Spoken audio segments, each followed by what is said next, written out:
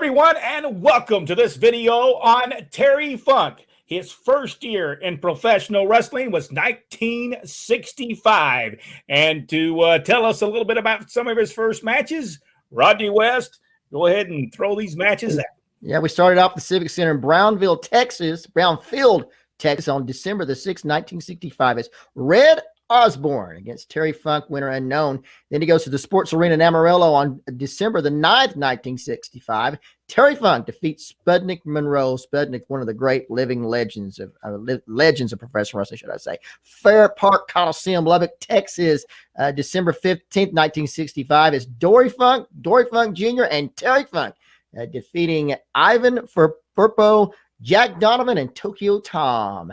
Ector County Coliseum, Odessa, Texas on December 21st, 1965. Doug Gilbert and Bob Geigel versus Terry Funk and Ricky Romero, winner unknown. Fair Park Coliseum, Lubbock, Texas, December the 22nd, 1965. It's Dory Funk and Terry Funk defeating Rene Goulet and Doug Gilbert. Sports Arena, Amarillo, Texas on December the 23rd, 1965. It's Wahoo McDaniels and Terry Funk defeating Mike DiBiase and Jake Kane. And the Sports Arena, Amarillo, Texas on January the 13th, 1966. Terry Funk and Wahoo McDaniels defeated Ricky Romero and Dory Funk Jr. Wait a minute. It's a brothers match here. Defeated by countout as the title change. The NWA Southwest Tag Team titles change hands from, I guess, was it Terry and Wahoo defeated? Yeah, Terry and Wahoo defeated them to win the Southwest Tag Team Championship in a 2 out of 3 fall. I wonder how that all came about. You think it was a tournament type deal? Maybe a battle? It could very well be. Well, it's 2 out of 3 falls. Normally, tournament matches were not 2 out of 3 falls. So I would say that it was just a regular competition match. That would be something. Terry Funk, Wahoo McDaniel, Ricky Romero, Dory Funk Jr. Then we go to the Kiel Auditorium, St. Louis, Missouri on February the 4th, 1966. Dory Funk Jr. and Terry Funk defeated Dick the Bruiser and Lee Henning in 30 minutes in a 2 out of 3 fall match. Fair Park Coliseum, Lubbock, Texas, February 23rd, 1966. Dory Funk Jr. and Terry Funk defeated Dutch Savage, John Donovan, and Don Jardine, who is the spoiler later on, also Super Destroyer. Sports Arena, Amarillo, Texas on March the 10th, 1966. It's Don Jardine and Dutch Savage defeating Terry Funk and Wahoo McDaniels by countout. The Southwest Tag Team Championships changed hands, and Don Jardine and Dutch Savage becomes the champion in a 2 out of 3 fall match. Then we go to Sports Arena in Amarillo, Texas on June 2nd, 1966. Fritz Von Erich defeated Terry Funk, 2 out of 3 fall match. Sports Arena back, Amarillo, Texas again on June the 23rd, 1966. Is Dory Funk, Terry Funk, and Dan Miller defeating Bob Brown, the Angel, and Art Nelson in a 2 out of 3 fall match. And then we hit to the Sports Arena in Amarillo again, and that is going to be on August the 11th, 1966. Dory Funk Jr. and Terry Funk defeat Bob Brown and Mike DiBiase, and the titles change hands. It was for the Southwest Tag Team Championship in a 2 out of 3 fall match. Dory and Terry Funk winning the titles in that one. Before we move on, we got to look at some of these people. Sputnik Monroe. Terry Funk actually said in the interview that he actually had he has said that Spuggy Monroe was his first match, but there was a match before then again with Red Osborne, but I'm not for sure that was not a mixed tag team match. I believe that was actually a mixed tag team match. Now, because he talks about that was his first match, and then he went against Sputnik Monroe. This is the story he tells. Terry Funk said he was in there wrestling, and he said he was letting Sputnik Monroe just beat him senseless, he said. And he said his dad come running down there, and he said, boy, the people thought that was so good. He said they thought, man, look at this. The dad's coming down because he's getting beat up. He said, he really wasn't coming down because I was getting beat up. He's coming down there because he said, kid, are you going to fight back at any time during this match?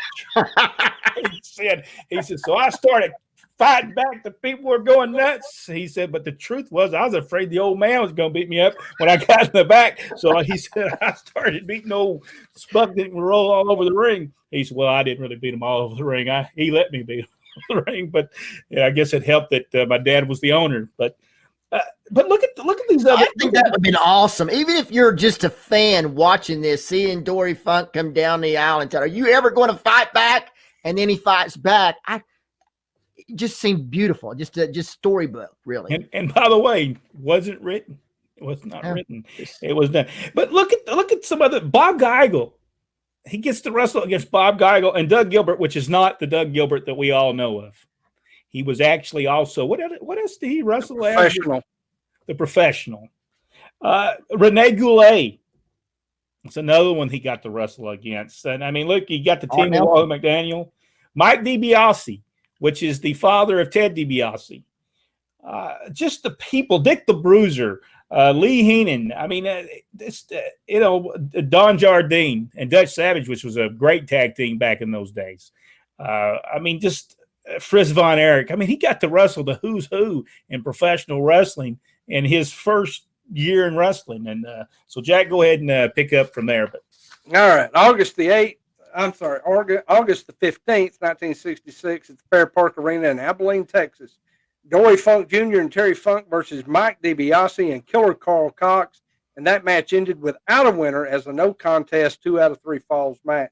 Then on August the 17th, Fair Park Coliseum again in Lubbock, Texas, Dory Funk Jr. and Terry Funk defeated Gary Hart, Tony Bourne, and Art Nelson.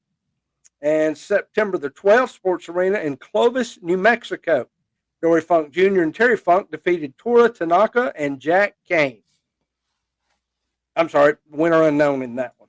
And then September the 16th, 1966, Kiel Auditorium in St. Louis, Missouri. Fritz Von Erich defeated Dory Funk and Terry Funk by disqualification in a 2-on-1 handicap match.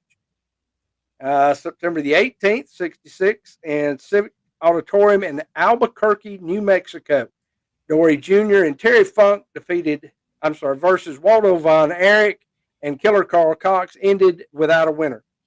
And then back in Amarillo at the Sports Arena in Amarillo, Texas on the 27th, of October. I'm not looking at my notes good. Terry Funk defeated Gary Hart in a Texas death match. And then November the 6th, 1966, Civic Auditorium in Albuquerque, New Mexico. Dick Steinborn in the Viking versus Terry Funk and Ricky Romero, winner unknown. And then on November the 10th, 66, Sports Arena in Amarillo, Texas. Terry Funk defeated Killer Carl Cox by disqualification, 2 out of 3 falls match. And then on the 16th of November, Fair Park Coliseum in Lubbock, Texas, Tora Tanaka and Killer Carl Cox defeated Dory Funk Jr. and Terry Funk, the title change for the NWA Southwest Tag Team Championship. And then on December the 7th, 66, Fair Park Coliseum in Lubbock, Texas, Terry Funk and Dan Miller defeated Tora Tanaka and Killer Carl Cox with a title change. Then December the 11th, Civic Auditorium in Albuquerque, New Mexico, Dick Steinborn and Gary Hart versus Dory Funk Jr. and Terry Funk for the World Tag Team titles, the Amarillo version.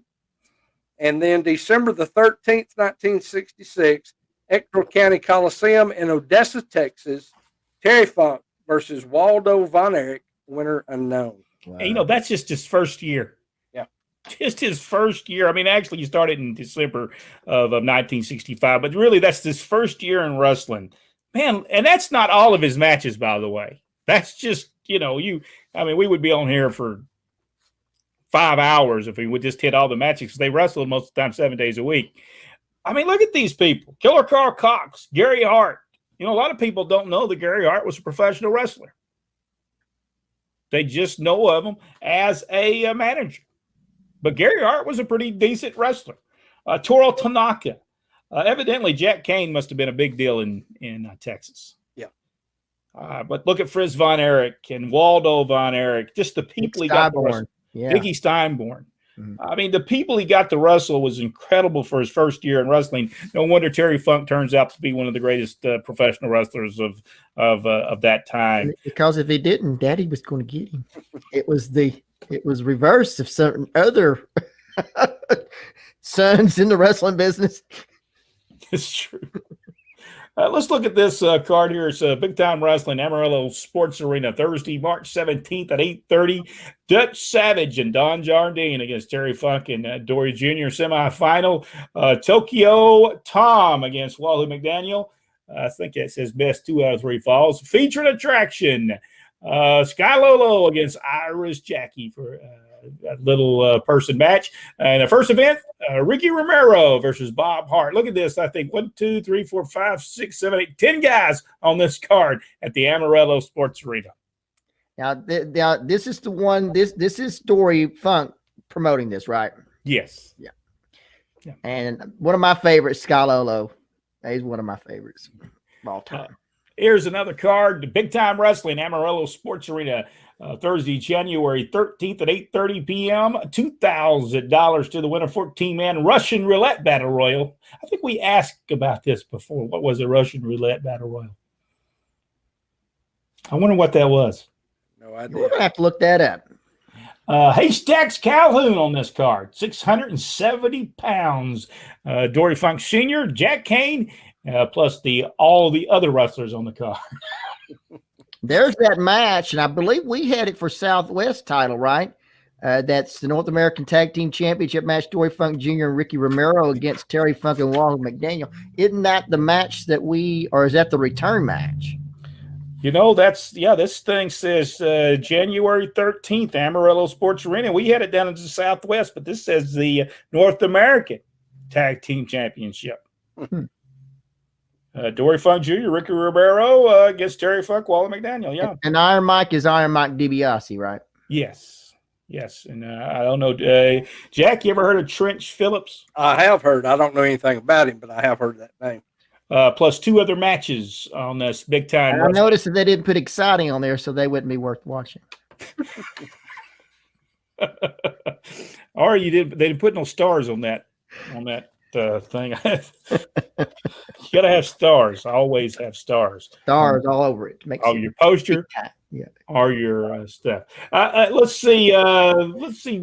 Some guys actually. Let's see. Richard Hood said Terry Funk was a constant professional. He was one of my favorites. The feud between him and Dusty Rhodes was legendary, and him becoming NWA champion and battling with Harley Race. Yeah, that was one of the most awesome things ever when Terry Funk come out of the audience there in Orlando and jumped Dusty, causing him the world title. I mean, that was used everywhere. It was used in Atlanta. It was used everywhere. It's awesome. The empty arena match with Jerry Lawler was legendary. Richard Hood, yes. And he said Terry was crazy. I doubt during this point in time in 1965. I bet he didn't have that. I bet he wasn't crazy at that time. No, not at that time. I don't think he had hit that yet. I don't think he hit it there. Richard Hood said, sorry, guys, Dory could wrestle, but had no personality. All right, folks, if you've enjoyed this video, give us the big thumbs up and subscribe to the page and go one step further, hit that notification bell. Until the next video, on behalf of Rodney West and Jack Lord, I'm Brett West, and we'll see you on the next video. Let's see, Richard. You said, guys, was the name of the TV series that Terry was on back in the 80s? It wasn't Lonesome Dove, was it? No, that was Wild Side. It was a TV series. It was William Smith. I don't know if y'all remember him. He done a lot of B movies. He was in a lot of Westerns, but he was built. I mean, tremendous physique on him. And a guy named J. Eddie Peck, Howard Rollins, Sandy McPeak, Terry Funk, John D. Aquino, and Meg Ryan. Wow. I remember the series. It was pretty good. Only last find this series. I wonder if you can find this series on. I don't know. We'll bring that up tomorrow night if I can find it. Have you seen any videos of Mike DiBiase? I would love to see him wrestle. Have you seen any videos? I want to say I have, but I can't say that for sure. I need to look that up. Richard, or any of our people in here that are insiders, have you ever seen a match with Mike DiBiase? You have? Let us know. I'd like to see it. Guys, was Dory and Terry the first and only brothers single world champions? I think so, wasn't he? Mhm. Dory actually, from what Dad told us, Dory was probably one of the, if not the best world champion ever. He held it for 4 years straight without a loss the whole time. There was none of this dropping it one night and winning it back a couple of days later. He held it 4 years straight. Dory and Terry were big in Detroit and Japan. I see one match with Iron Mike DiBiase. If you'll just enter Mike DiBiase. Now, there's plenty of Mike DiBiase matches, but that's Ted's son that has a lot of matches on here. I think he's the one that got into trouble. If you put, is it Iron Mike? Yeah, it'll pull up if you just say Mike DiBiase. It pulls it up too. There's a lot of his grandson, but I've only seen one of him, and there's one video of his death. But that's looks like it's like. Well, I heard he was awesome. Yeah, awesome wrestler. Yeah, this is about a 5-minute match is all that they have on here. I see it. It looks like one with Rocky Colombo. Is that what it is? Yeah. All right, I will bookmark that and watch that later. Richard hadn't seen one. Rodney Robert Gross hadn't seen one, and also Robert said, "Didn't Terry go through a phase of wearing barbed wire?" I don't remember that. I think matches. Yeah, I think when he was in ECW, he may have come out to the ring with it already wrapped around him or something. Around him, yeah. Oh man. Which now I'll give you my little Terry Funk story real quick too. Is we were in Boutwell Auditorium. I forgot who was promoting the show, but Terry was on the show. I was backstage, and I had my girlfriend with me at the time. She was doing a ballet thing for me, and so she's sitting back there. You know the big open area when you first come in, and she's sitting on the couch, and I'm standing over there, and Terry walks by and he shakes my hand and he looks over at her and he says, "Who are you with?" And she said, I'm with Jack. And he said, "Well, heck, if I knew you liked the old guys, I'd have got here early."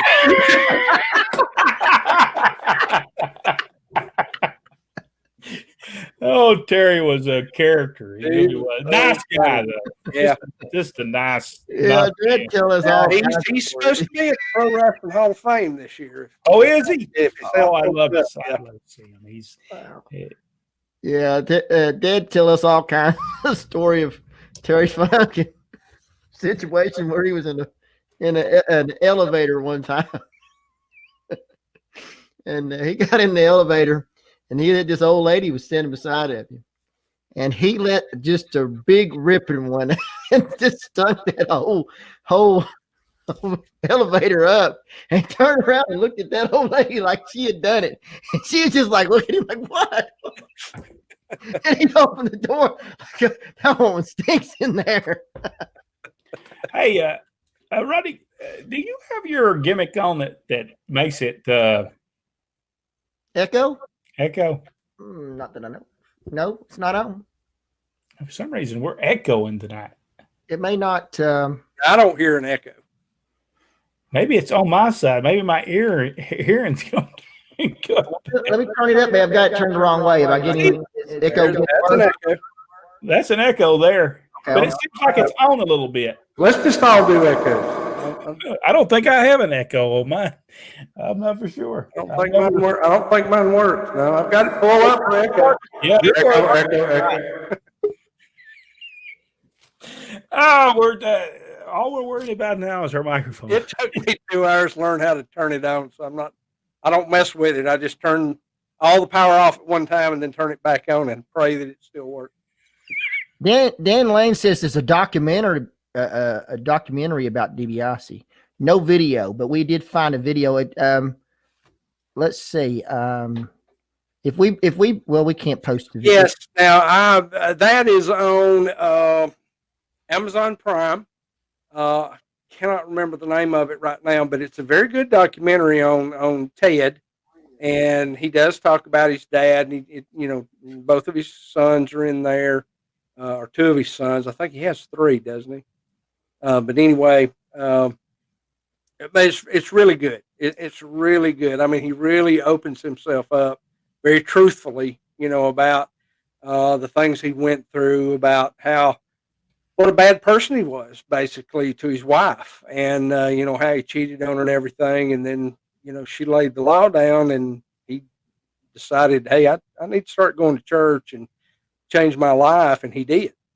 Because he realized his wife, fame and fortune didn't mean anything without her. So it's a great story. Great story. Robert did say that's right, ECW. Richard Hood, how about when Terry and Dusty went driving down the street shooting street signs? I wouldn't. To the pastor. Well, now, the big deal back in the 70s was throwing the beer bottles, hitting signs. That's right. That was the big deal. Yeah. Fun times. Fun times. Back in the 70s. I don't remember doing it in the 80s, but I did not drink and drive, but I did dispose of some of your dad's beer bottles along the way. Victor Nash said Mike DiBiase versus Rocky Colombo. I got to see that. Robert said he heard that for just a minute, the little thing. I don't know where it's coming. I don't know if it's maybe coming from me. I just want to make sure it's not me that's making that do that. And Victor Nash said on YouTube. I'm definitely going to check that out because I've heard about him. Dad said he was awesome. I never did see him. I know he passed away in the ring. Terrible tragedy. Yeah. And it did affect Ted. While we're talking about Ted's documentary, while we're talking about that, I also watched Vampiro's documentary last week, and language warning. It's pretty graphic as far as language, but it's a very good documentary and really shows the sacrifice that you have to go through in order to make it, or that he went through. A lot of the stuff he went through was self-inflicted because as he says, I was stupid, but he wanted to make a living at this business. And even though he can barely get around and he's got all kinds of neurological issues or whatever, he's still in the game.